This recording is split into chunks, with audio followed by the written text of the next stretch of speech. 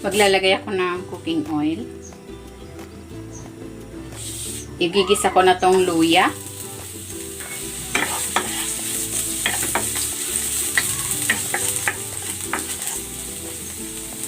Lagay ko na rin tong bawang.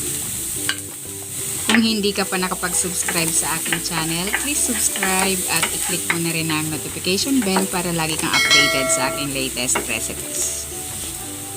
Igisa na rin natin tong sibuyas.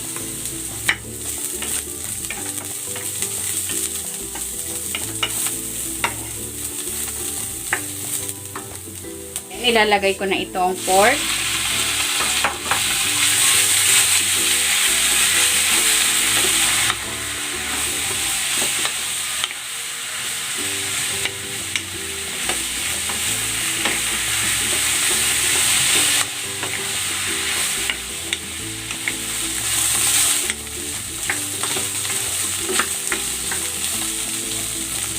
Ilalagay ko na itong bagong alamang.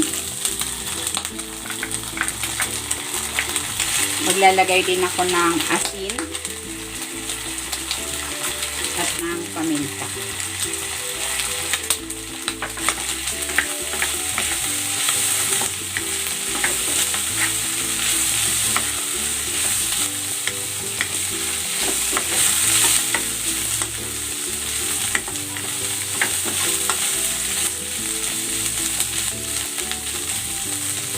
Bubuhos ko na dito yung gata.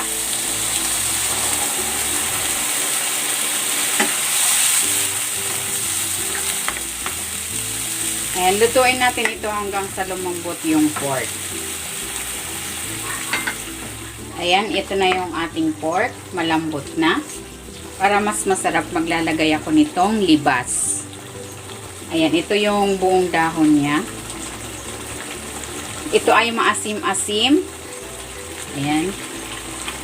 Ginagamit itong pang-asim sa sinabawang baboy sa Bicol. Ilalagay din yan sa laing.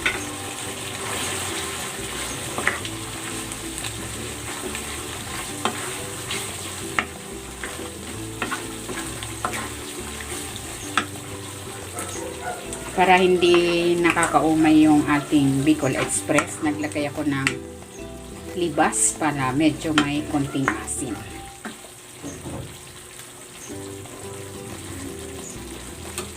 Ayan, nagmamantika na.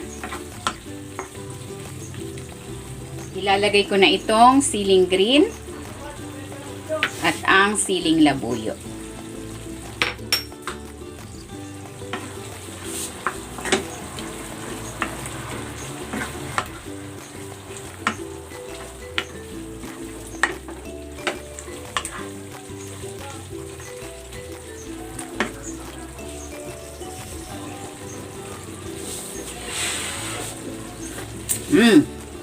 Sarap.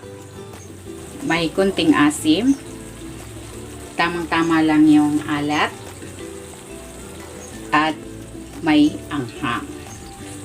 Sarap. Ayan, luto na itong ating pork Bicol Express na may libas. Hanguin na natin ito.